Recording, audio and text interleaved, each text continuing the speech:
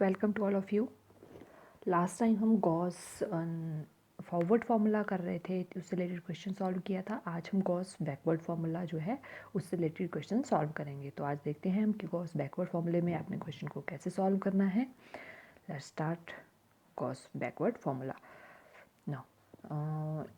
Example using Gauss backward formula, interpolate the population of a town for the year 1964 from the following data। तो आपको population बतानी है 1964 की, बाकी years की आपके पास दी हुई है इन्फॉर्मेशन की। अगर ईयर 1939 है तो पॉपुलेशन उस टाइम 12,000 थी। ये पॉपुलेशन 1000 में दी हुई है तो 12,000। अगर 49 की बात की जाए तो 15,000 हो गया। अगर 69 की बात करें 27 हो गया। 89 की बात करें 52,000 हो गई। तो हमें पता करना है कि 64 जो ईयर है उस टाइम कितनी जो है पॉपुलेशन थी किसी टाउन की। तो आपकी जो 64 है किसके बीच आ रहा है, 59 और 69 के बीच आ रहा है 64 ऑब्वियसली। तो आपका जो आंसर होगा वो 20 और 27 के बीच ही होगा, राइट। तो आपको यहाँ से थोड़ी सी हिंट मिल जाएगी कि आंसर कहाँ किसके बीच होगा, 20 और 27 के बीच ही होगा। तो आप स्टार्ट करते हैं क्वेश्चन को। Solution, let us denote year by X and population by Y. तो ये जो ईयर है इसको हम एक्स से डिनोट कर देंगे, पॉपुलेशन को वाई से डिनोट कर देंगे। ये देखो डिफरेंस टेबल बनाएंगे हम। तो एक्स से हमने ईयर्स बता दिए, वाई से हमने पॉपुलेशन बता दी। अब हमने delta Y, delta square, delta cube निकालना है। ये मैंने ऑलरेडी आपको न्यूटन बैकवर्ड फॉरवर्ड गॉस के फॉर्मूले में भी बताया हुआ है, तो बार बार बताने की जरूरत नहीं है, क्योंकि इसमें क्या करते हैं हम बाई जो आपकी टर्म्स हैं प्रीवियस वाली यहाँ पे कॉलम की, उनकी वैल्यू सब्ट्रैक्ट करते जाते हैं। जैसे 15 माइनस 12 3, 20 माइनस 15 5 हो गया था ना। तो इनके सामने जो है इनकी वैल्यू लिखते जाएंगे, जो डिफरेंस आएगा 27 माइनस 27। ठीक है। वैसे ही नेक्स्ट अगर डेल्टा स्क्वायर की बात की जाए तो इसके प्रीवियस वाला कॉलम ये है, तो 5 माइनस 3 2, राइट। तो ये तो आप निकाल सकते हो और बार बार बताने की जरूरत नहीं है। अब हम देखेंगे यहाँ पे कि आप जो है कहाँ से वैल्यूज़ लेंगे। ठीक है। तो इसमें जो है जैसे आपका न्यूटन बैकवर्ड चलता था, देखो न्यूटन में जो भी डाटा होता था, न्यूटन बैकवर्ड में क्या होता था, बैकवर्ड में ऊपर को एरो लगता था, फॉरवर्ड में नीचे को एरो लगता था।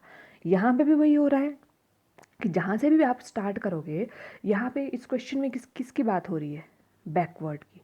ठीक है। तो बैकवर्ड में यहाँ पे भी एरो ऊपर, हम जो है ऊपर की साइड जाएंगे जहाँ से भी स्टार्ट करेंगे। ठीक है। जैसे हमने लास्ट क्वेश्चन किया है गॉस फॉरवर्ड फॉर्मूले में, तो उसमें हम एरो जो थे वो कहाँ से लेते थे, हम नीचे को लेते थे। जहाँ से भी हम स्टार्ट करेंगे वहाँ से हम नीचे को जाएंगे, फिर ऊपर को, नीचे को, वो तो चलो आगे तो वैसे ग्राफ बनता जाता है, लेकिन स्टार्टिंग कैसे होगी वो चीज़ पता होनी चाहिए आपको। तो ये मैंने बता दिया कि जैसे हम न्यूटन बैकवर्ड में हम जैसे ऊपर को एरो लेते थे, ठीक है, ऐसे चलते थे ना हम ऊपर को, तो वैसे ही यहाँ पे भी जहाँ से स्टार्ट करेंगे हम, जैसे हम यहाँ 69 के सामने कितने 27 है, यहाँ से स्टार्ट कर रहे हैं, तो यहाँ से एरो जो है ऊपर को लगेगा। अब बात आती है कि आपने 69 से ही क्यों लिया, 59 से क्यों नहीं लिया, क्योंकि आपका जो डाटा है आपसे पूछा कौन सा ईयर का है, 1964 का पूछा हुआ है। तो आप बोलोगे 59 69 के बीच है, तो हम यहाँ 20 से क्यों नहीं ले रहे हैं। ऑब्वियसली हम यहाँ से भी तो जा सकते थे, बट क्यों नहीं जा रहे हैं। तो अब आप ये चीज़ देखो ना कि 59 और 69 इन दोनों के बीच में ही कोई वैल्यूज़ है, इन दोनों के बीच में ही कोई वैल्यूज़ है, तो इनके इनके कॉरस्पॉन्डिंग कौन सी आ रही है, 20 और 27 आ रही है।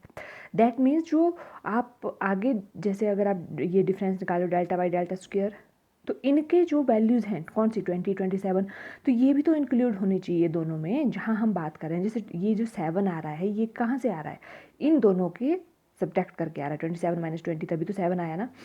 तभी हम इसको यहाँ पे ले रहे हैं कि हम 69 लें। अदरवाइज़ अगर आप 59 वाले लेते, 20 से आप स्टार्ट करते, तो आप यहाँ 5 पे जाते, जबकि 5 जो है आपका किन के डिफरेंस से आया है, 20 और 15 के।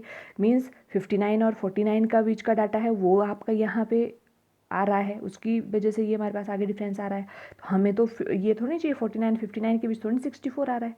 64 किसके बीच आ रहा है, 59 और 69 के बीच। तभी हमने देखा कि इनके रिलेटेड डाटा कौन कौन सा है, यहाँ पे ये आ रहा है 59 और 69 का, और इनसे जो डिफरेंस मिल रहा है वो कौन सा मिल रहा है, 7। दैट मीन्स ये 7 इंक्लूड होना चाहिए आपका जो भी सॉल्यूशन होगा। ठीक है। तभी हम 69 ले रहे हैं। अब हमने देखा कि अब 60, ये क्लियर हो गया होगा आपको कि 59 और 69 में से हमने 69 ही क्यों लिया, क्योंकि हमने जो है ये 7 जो है इंक्लूड लेना था, इंक्लूड होना चाहिए था जो आपका आंसर होगा, सॉल्यूशन होगा। क्योंकि इनके बीच में ही 20 और 27 के बीच में ही आंसर होगा। इन्हीं से रिलेटेड हमें जो है 7 वैल्यू मिली है, तो उसके आगे तो हमारा टेबल बनता जाएगा। ठीक है, और ये मैंने बता दिया आपको कि जैसे हम न्यूटन बैकवर्ड में चलते थे, एरो ऊपर को चलता था, वैसे ही यहाँ पे भी जहाँ से स्टार्ट हो रहा है 27 से स्टार्ट हो रहे हैं, तो यहाँ से एरो ऊपर को लगेगा। ठीक है, बस उसके बाद तो ग्राफ बनता जाएगा, नीचे को ऊपर को, नीचे को ऊपर को। राइट, आई थिंक आपको ये क्लियर हो गया होगा कि हमने कैसे जो है एरो लेना होगा। डाउट होगा तो आप मेरे को कमेंट करके बता सकते हो। तो हम लेते हैं अब, सिंस जो भी आपको पूछा हुआ होता है उसको हम एक्स मान लेते हैं। जैसे जो भी N64 पूछे, उस पर पॉपुलेशन पूछे 64 में, तो उसको हम एक्स मानेंगे। Since x is 1964, lies between 59 and 69, 59 69 के बीच ही लाई कर रहा है ना 64 year. So take X not 1969। तो यहाँ से देखो ना, इस यहाँ से 27 से स्टार्ट किया, ये किसके कॉरेस्पॉन्डिंग वैल्यू है? 1969 के कॉरेस्पॉन्डिंग वैल्यू है। 69 में ही 27,000 पॉपुलेशन थी ना। ठीक है, तो बस यहाँ से आपका डाटा स्टार्ट हो जाएगा। ये आपका सारी जो वैल्यूज़ आ रही हैं ये आप ले लोगे। जैसे ये x के कॉरेस्पॉन्डिंग अब आप कौन सा लेंगे? 969, दैट इज़ x नॉट। फिर y नॉट कौन सा ले लेंगे आप? 27। वैसे डेल्टा y कौन सा लेंगे? 7। डेल्टा स्क्वायर y वाला कौन सा लेंगे? 5। डेल्टा क्यूब y कौन सा? 3। डेल्टा 4y कौन सा लेंगे? -7। And delta 5y is 10।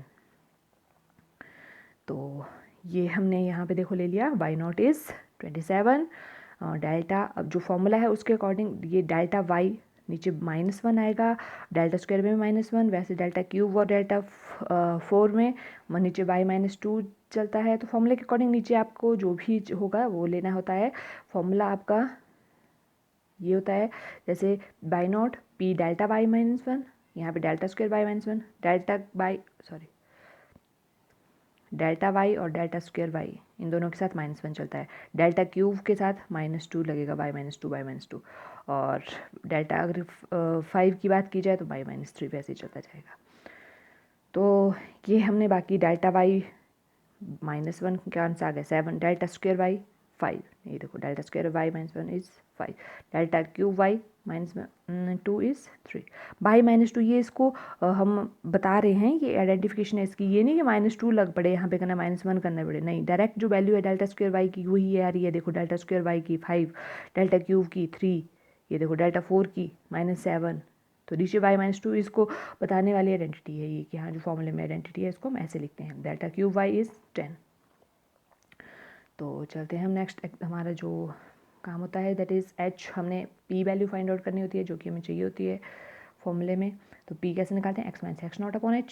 Same formula चल रहा है सभी, हमने अभी तक जो फॉर्मूले किए न्यूटन के भी और गॉस के भी। और h क्या आएगा? 10, क्योंकि यहाँ पे जो x की वैल्यूज़ है वो देखते हैं हम, इनमें कितने ईयर्स का डिफरेंस आ रहा है। सब में देखो 39 से 49, 10 ईयर्स का ही डिफरेंस है ना।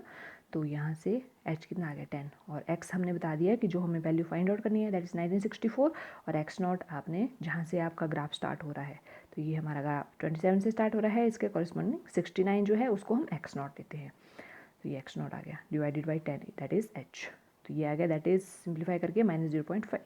बस गॉस फॉर्मूला बैकवर्ड फॉर्मूला लिखेंगे अब, y of is equal to y not plus p delta y-1। यहाँ पे ध्यान रखना है आपने, p+1 अपॉन 2 फैक्टोरियल चलेगा। नेक्स्ट वाले में p-1 p+1 3 फैक्टोरियल। नेक्स्ट में अगर यहाँ पे आपका, अब इस वाले देखो ना, यहाँ p+1 चल रहा है, इसमें प्लस हो रहा है, नेक्स्ट वाले में क्या आ जा रहा है यहाँ पे देखो ना, इसमें p+1 हो गया, नेक्स्ट में अब p-1 वाला ले लिया, p+1 तो एज इट इज़ रहा। अब यहाँ p-1 ले लिया है, अब हम प्लस की तरफ चलेंगे नेक्स्ट वाले में, फिर p+2 लेंगे अब, और बाकी तो आपके वो रह रहे हैं पीछे वाले जो है वो तो एज इट इज़ ही आ रहे हैं। अब p+2 कर दिया, अगर नेक्स्ट की बात करें तो उसमें p-2 हो जाएगा। ये देखो यहाँ पे क्या हो गया? p-2। बाकी ये तो प्रीवियस वाला ही उठाया हमने, ये देखो ये जो सामने था आपका p+2 p+1 p-1 है ना, एडिशनल क्या आएगा? p-2। तो को रिलेट करके पढ़ना है कि अगर इसमें p+1 हो रहा है, नेक्स्ट में जो एक्स्ट्रा फैक्टर आएगा दैट इज़ p-1। अगर यहाँ p+2, अब इसमें वन की बात हो गई, अब हम नेक्स्ट में प्लस, अब इसमें माइनस वाला हुआ, इसमें प्लस हो जाएगा p+2, अब नेक्स्ट में p-2 हो जाएगा। बाकी फैक्टर प्रीवियस पूरा फैक्टर उठा लेते हैं हम। ठीक है, तो यहाँ पे p delta y, delta square, delta cube है नीचे 3 फैक्टोरियल, डेल्टा 4 है 4 फैक्टोरियल आएगा, डेल्टा 5 है तो यहाँ नीचे 5 फैक्टोरियल आएगा। अब वैल्यूज़ आपके सामने सारी पड़ी हुई हैं। y नॉट कितना है? 27 ये लिख लिया। पी की वैल्यू अभी फाइंड आउट किया आपने -0.5 और डेल्टा वाई की वैल्यू कितनी है 7। आई थिंक अब आपको वैल्यूज़ पुट करने में कोई दिक्कत नहीं होगी, आपके सामने सारी वैल्यूज़ पड़ी हैं, आप फटाफट वैल्यूज़ उठाओ यहाँ पे डालो। ठीक है, तो मैंने आपको बताया है कि जब भी आप जैसे अब ये हर एक अलग अलग फैक्टर है, इनको आप स्क्वायर ब्रैकेट में ऐसे लिखो ताकि आप कैलकुलेशन करने में कन्फ्यूज़ ना हो, है ना। तो ये आप लिख रहे हो इनको, तो सब में आप स्क्वायर ब्रैकेट लगाओ, बीच में प्लस लगाते जाओ, है ना। ये प्लस लग रहा है बीच में, आगे स्क्वायर ब्रैकेट लगाया, ठीक है, फिर प्लस, फिर ये, फिर आपके पास जो भी वैल्यू जाएगी 27 एज इट इज़, यहाँ 7 × 0.5 आ गया -3.5, है ना, प्लस माइनस माइनस हो गया। वैसे ही आगे वाला फैक्टर जो है सिंप्लीफाई हो गया, आ गया -0.625। वैसे ही नेक्स्ट फैक्टर ये नेक्स्ट स्क्वायर ब्रैकेट में लिखा, ये आ जाएगा 0.1875, नेक्स्ट -0.1641 और नेक्स्ट लास्ट वन आ गया, ये जो लास्ट स्क्वायर ब्रैकेट है इसकी वैल्यू आ जाएगी 0.1172। तो ये तो आप कैलकुलेटर से इजीली कर सकते हो और बस आपका टोटल आंसर आ गया यहाँ पे 23.016,000, क्योंकि पॉपुलेशन 1000 में होगी। तो देखो अब आंसर आपका 23,000 के करीब आ रहा है। मैंने आपको स्टार्टिंग में ही बोल दिया था कि आपका आंसर जो है ये इसकी बात कर रहे थे हम, ठीक है।